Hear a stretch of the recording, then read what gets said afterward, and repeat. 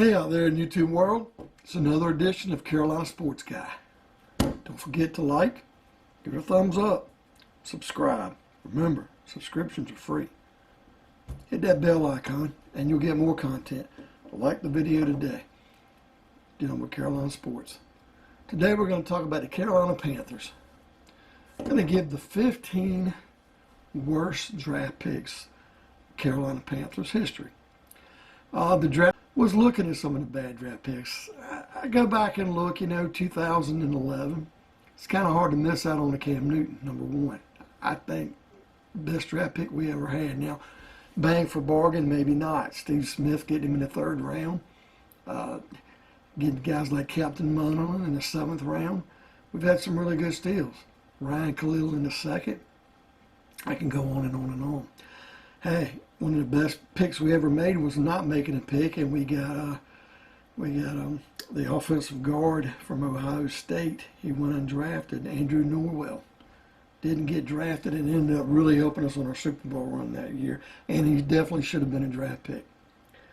Okay, I want to start out with a few honorable mentions. The number one honorable mention I want to pull up is Kelvin Benjamin.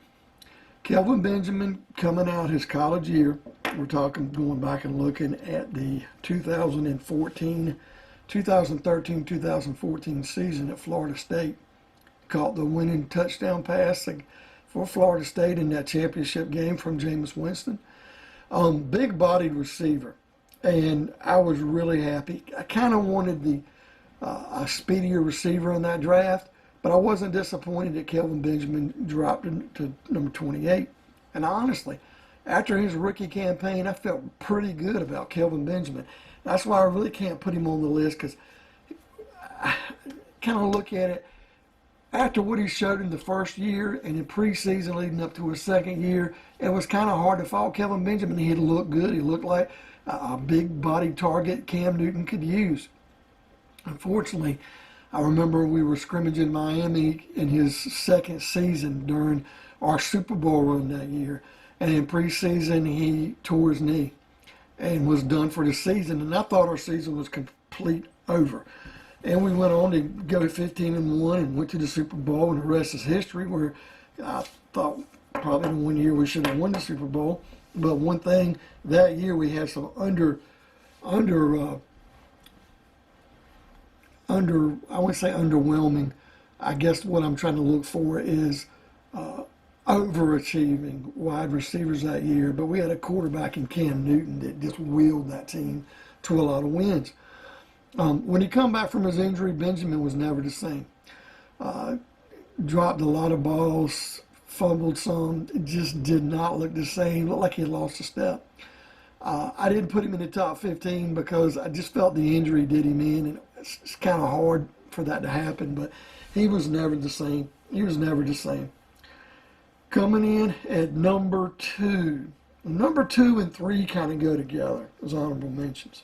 I'm going to put this one out here. Will Grier, the 100th pick in the draft, the third-round pick, quarterback from West Virginia, right there from Charlotte. Will Grier was going to be heir apparent. He was going to come in and take over for Cam, or at least kind of develop him. We needed a quarterback because Cam, at this point in time, starting to get some injuries. And I remember looking back that Herney said, man, we had this guy rated higher than any quarterback in the draft. We had him rated higher than Kyler Murray. We had him rated so high. And I go and look back, the 2019 draft. He ended up, the end of the year, we looked so terrible. He got in a couple games through picks, has never even thrown a touchdown pass. And couldn't even get on a lot of times holding the clipboard on the sideline this past year under Matt Rule and the Panthers. I think he was the second string quarterback in a few games, but never got in a game. And if this guy for the 100th pick in the draft, for Marty Honey to say he was the best quarterback in this draft, if he never throws a touchdown pass in this league, and I'm going back and looking at you, Marty Honey, because a gentleman by the name of Gardner Minshew, who played at East Carolina, by the way, who transferred to Washington State, was a later round selection, I believe 4th or 5th round selection in Jacksonville. I think the guy's thrown 30-some touchdown passes, almost 40 touchdown passes, if I'm not mistaken. And Will Greer's yet to throw his first. It's going to really look bad on Hurney, and that's why I'm kind of glad that Marty Hurney's gone. You know, Will Greer's a terrible mistake. Now, he could justify himself if somehow he was a move up. I don't see it happening. I don't even know if he'll make the team this year. And I'm sure somebody will give him a try just to see if they can fix him. But his best bet is to try, with all the quarterback controversy going on right now, especially if Bridgewater's out the door, to maybe try to secure a spot on this roster if we don't draft a quarterback. Let it be Darnold, I can't think of his name. Anyway, PJ Walker. Be the third string guy, maybe try to move up from there. That's his only chance of doing anything. Now, the number 3. And when I'm going by number 3 now, this is the guy who really is the next to bump somebody off the list and make this top 15 of the worst draft picks we've ever had. Same draft. Thank you, Marty Hurney. The 2019 draft. Greg Little from Ole Miss. The 37th player picked in the draft. We had the 47th pick in the draft that year. We had the 100th pick, and we had another third rounder. We were looking pretty good what we could have drafted. Marty Hurney trades away our earlier third round pick, to move up 10 spots to draft Greg Little, because he saw in him to be the next left tackle for the Carolina Panthers, what we desperately needed. What I'm hoping this year in 2021 that we'll actually draft more than a quarterback side of the ball in this draft. But anyway, getting back to it, Greg Little, to draft him that high, now it would have been fine if he'd have ended up starting. Greg Little has concussions, hurt. It's looked pretty bad when he's played left tackle. The only saving grace Greg Little can make it where a year from now he doesn't bump somebody up the list or even moves up until that top 10 or top 15 picks is if Greg Little is saving grace. If we can draft a guy like Sewell, make him our left tackle. If we can take a guy like Greg Little and turn him into a left guard or a right guard, and he can start and survive there at guard, beautiful. I have no problem. I still think we did not get value with the pick if that's what he ends up being. But I think he does come off the list if he can be a starting 5 and contribute at guard. But if that doesn't happen, it's really going to be, we gave way too much up. When we had guys like Chauncey Gardner-Johnson were still on the list, who's playing for the Saints, the dreaded Saints. We could have had him with that other draft pick we used. We need defensive backup as well. All right, now starting the top 15. Number 15 on my list of the worst draft picks we've ever had, Edmund Kabila from Valdosta State down in Georgia. Offensive guard, 2013, 4th round selection. Thank you, Dave Gettleman. Number 108 was the pick. 0 games played, got injuries. I understand things happen, but this is worse than Kelvin Benjamin. He never got in a game. What's really sad about this pick, and this is why he's on the list, the very next player off the board in that draft was a guy by the name of David Bakhtiari, offensive tackle from Colorado, who the Green Bay Packers selected and has been starting material. And I guarantee if you watch football, you know David Bakhtiari, but I bet you don't know Edmund Kabila, who we drafted. That was a terrible mistake. And this is squarely on the shoulders of Dave Gettleman, trying to find these diamonds in the rough, these guys that play at colleges you never heard of. Yeah, I understand it works sometimes, Jeremy Chin. Great. Doesn't always work when you got named players at college facilities that should have been drafted instead. Number 14 on our list, Armani Edwards. Come on down. Great athlete. And I understand Honey when he drafted him, number 89, 3rd round pick, the 2010 NFL draft. I really do understand why we did draft the guy, for the simple fact that we needed a quarterback. But he was drafted as a wide receiver. Now, he played quarterback for Appalachian State, and he was responsible for that big upset Appalachian State had over Michigan at Michigan. And we thought, okay, we're going to turn his athletic ability and make him a wide receiver. We're going to make him a kick returner. I don't even think he ever scored in an NFL game. And he struggled to get on the field. And the low light of his career, I'll never forget, he had a punt return one time. He was returning it, and he was run down by the punter. He was always one step away from breaking it. But that was a terrible draft pick when you look who was on the board still. 2 picks later, Navarro Bowman, linebacker, the 49ers drafted. A few picks after that, Jimmy Graham, tight end, I hated, from New Orleans. But definitely got more value out of those picks. Geno Atkins went to Cincinnati at pick 120. I like Armani Edwards as a nice college player, but pro potential was terrible. Okay, number 13 on the list. Number 13 on the list didn't have a bad career, folks, but he did for the Panthers. We're going back to the 2005 NFL Draft. So I guess we're looking at John Fox. Evan Mathis. Evan Mathis, guard from Alabama. Was taken in the 3rd round, the number 79 pick. For the Carolina Panthers, he played a total of 25 games, 15 starts. So you're basically looking at one season, right? But when you look at his career, he had 134 games played, 94 starts. And a lot of those years played for different teams, but the Philadelphia Eagles, he played really well for the Philadelphia Eagles. But it was a wasted pick for us because we never got anything in return. And maybe that's not drafting a guy, but maybe we did not use the guy properly. Maybe we did not develop our drafted talent. But at the same time, if you're going to draft him, you've got to use him. And therefore, I would look at that as a terrible pick because we whiffed, because we didn't use him right. Number 12 on the list. This is a very recent pick. Rashawn Golden. Here's a situation. Look at this, and this is back on Marty Hurney again. Marty Hurney coming in. We need defensive backs. It's like the offensive tackles. We need defensive backs. We're getting burnt in secondary. Bradbury was drafted years earlier, a couple of years earlier, I guess, Bob Gettleman. Great pick. Sean Golden, we bring this guy in from Tennessee. And here's the thing. In the Carolina Panthers history, and I'm stressing this, we don't draft safeties. I think Mike Minter's one that comes to mind we drafted. We just don't go out and draft, and we need to. Safety is a valuable position, in my opinion. We've had opportunities and never have drafted a good safety. Now, hopefully we use Chin at a safety, and we can bring another one in, develop one this year. But we never do. Rashawn Golden, defensive back, played corner, played safety. They said, hey, this is a guy we can come in, he can play safety, or we can move him to slot corner, or he can play some corner. Comes in the 3rd round, pick number 85 from Tennessee.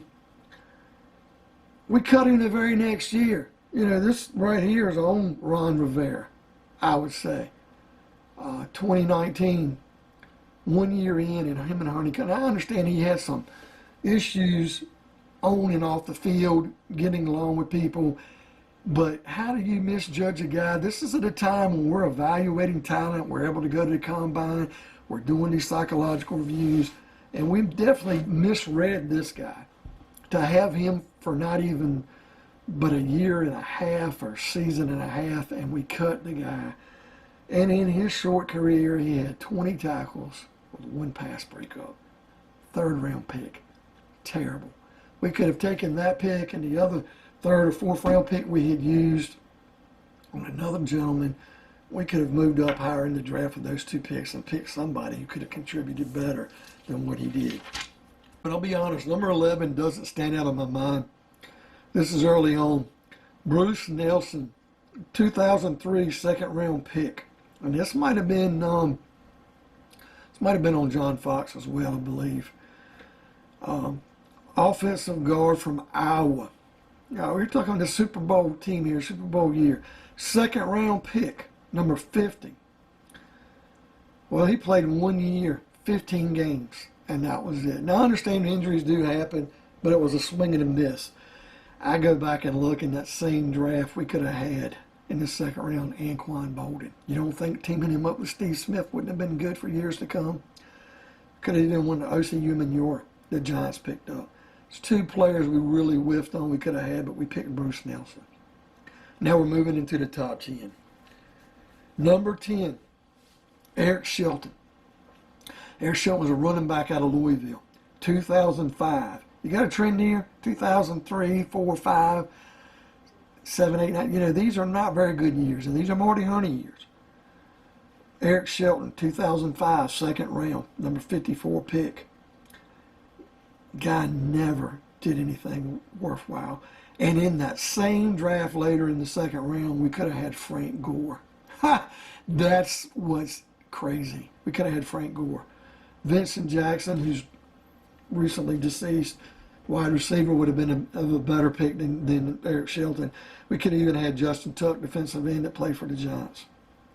Number 9, a guy I met at training camp. Nice guy, but had a really good rookie campaign, but just never put it together after that, and that's Kerry Colbert, wide receiver from USC. You'll get to train USC wide receivers here. Haven't been very good to the Panthers. 2004, he was a second-round pick, number 62 overall. Could have had Darnell Dockett, defensive tackle. The Cardinals got in that draft from Florida State.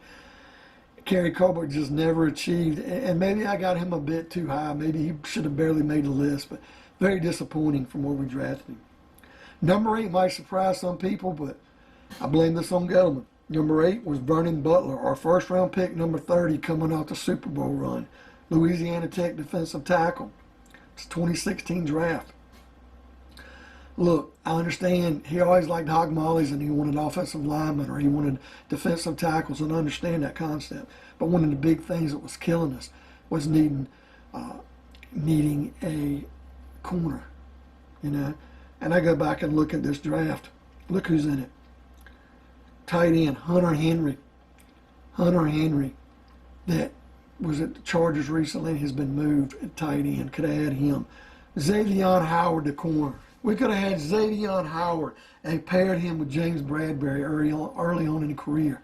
We could have done that. But no, not Gettleman. We could have had Derrick Henry. You want to look at a running back we could have had. That's another move. This one hurts the most. Even though I don't like him, Michael Thomas, wide receiver, playing for the Saints, Ohio State.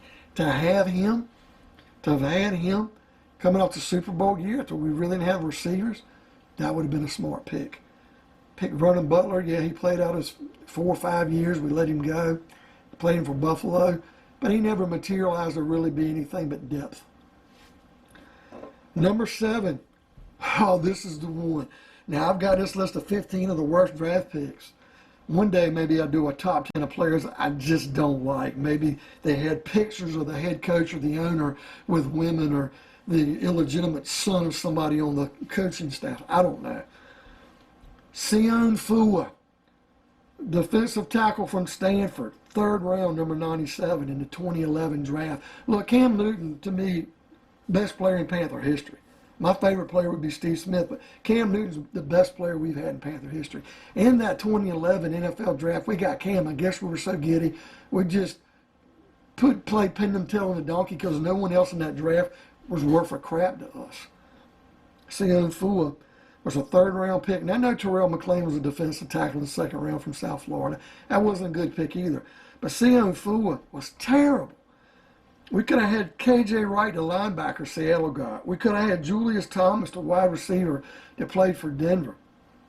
But this is the one that kills me. How do you scout a guy like Sion Fua and look at the defensive tape, Carolina Panthers, look at the tape and say, yeah, this is a good third-round pick. We need defensive talent. When playing at the same school on the same film that you're looking at, and 2 rounds later, Seattle nabs a guy by the name of Richard Sherman. How do you miss out on drafting Richard Sherman playing on the same defense of a guy you just got, Sion Fua? That was a major fail, and that's one reason why Fua is listed here. Number 6, Jimmy Clausen, quarterback, Notre Dame. Second round pick, number 48, 2010 draft. There's a Monty Edwards draft. We took, I used to be quarterback in that draft. We took 2 quarterbacks. I won't pick on Tony Pike, who we picked later. I understand they were throwing crap at a wall, hoping we could get a receiver, a quarterback, because of Jake playing so poorly and leaving. But I can't blame the Pike pick. It was a late pick. It was a gamble. But Jimmy Clausen was a second-round pick. Terrible. This is the year before Cam. He didn't last long at all. Number 48 pick, number 48 overall. We could have had his teammate even, Golden Tate, wide receiver, who fell later in the draft, Carlos Dunlap. The Bengals got defensive end. We took Jimmy Clausen. Terrible, terrible pick. Number 5, we're going back to USC, another wide receiver, Dwayne Jarrett. Dwayne Jarrett, second-round pick, number 45. The thing is, later on in the second round, we had another pick, and we hit gold on that one. That should be a top 15 pick all time, Ryan Khalil, the center. It was a great draft. Dwayne Jarrett was a terrible pick. I remember he never developed. This was a draft where you went in, and I think we had John Beeson was the first pick in that draft. Maybe it was a year. No, it was John Beeson. So he got Beeson and Khalil in this draft, but Jarrett was in the middle, and he stunk so bad. We could have had James Jones later on, receiver, played for the Packers. Lamar Woodley, linebacker, played for the Steelers. Eric Wright, corner, played for Cleveland. Had all kinds of players on the board. Dwayne Jarrett, terrible pick. He did not do much. I think he scored 1 touchdown. All right, number 4. Number 4 started promising. Jeff Otah, first-round pick out of Pitt, number 19 overall. We drafted Jonathan Stewart, number 13. We traded up with the Eagles. I know we needed a tackle in that draft. And look, hey, honestly, and this Otah killed it his first couple of years. He looked good. It's never the same. He had injuries, never was the same. And I just don't think he had football in him once he got hurt. But when I look at that draft, you had Aqib Talib that went at the next spot for Tampa Bay, corner from Kansas. Chris Johnson, a running back from my East Carolina University, I think went number 23 to Tennessee. And Jordy Nelson was out there, a wide receiver who went later on in the draft to Green Bay. But Jeff Otah didn't start out bad. But if you're going to trade back up in the first round and gamble in next year's first-round pick, you really blow it unless that guy starts for several years. And that was a mistake made. Next, number 3. This was really a big gamble again. Everett Brown. Everett Brown in the 2009 NFL Draft, defensive end from Florida State. Second round, number 43. Traded with New England. And, of course, they're going to come in. Bill Belichick just swooped that up. We're looking for that pass rushing special. Everett Brown, defensive end. And he never lived up to billing. We gave up a first-round pick the next year. We could have had Max Unger, the center. We could have had LaShawn McCoy, running back. Not that those, especially the running backs, are a position of need. But, my God, if you're going to trade a future first-rounder away for a guy, he better damn well start. And he didn't.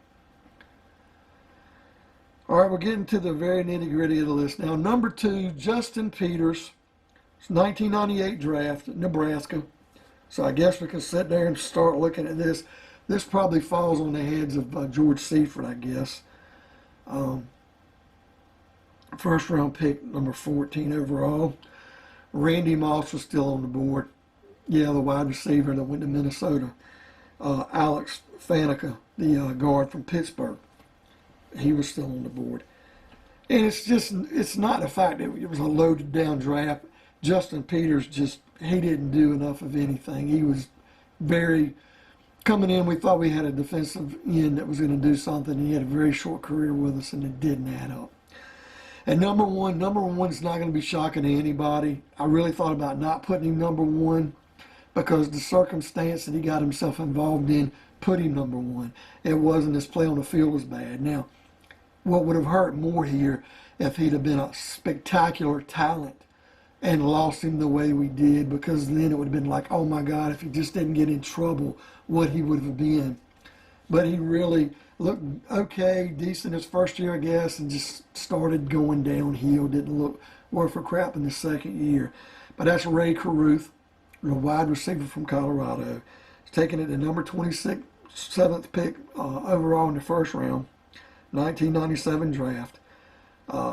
Yeah, this is going to be after the second season we picked that high because we lost to Green Bay in the NFC Championship game. We could have had Tiki Barber at running back. He fell later in the second round. It really wasn't as much that we blew the pick as bad as with what he got involved with having his pregnant girlfriend murdered, involved in that conspiracy, and ruined his career.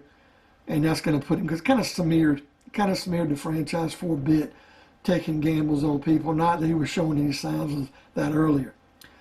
Well, that wraps up my top 15 worst draft picks for the Carolina Panthers. See what we get this year. Hopefully we'll have some good drafts, guys. Hopefully that we've got Tepper and we got Fitterer, who's been known to draft well.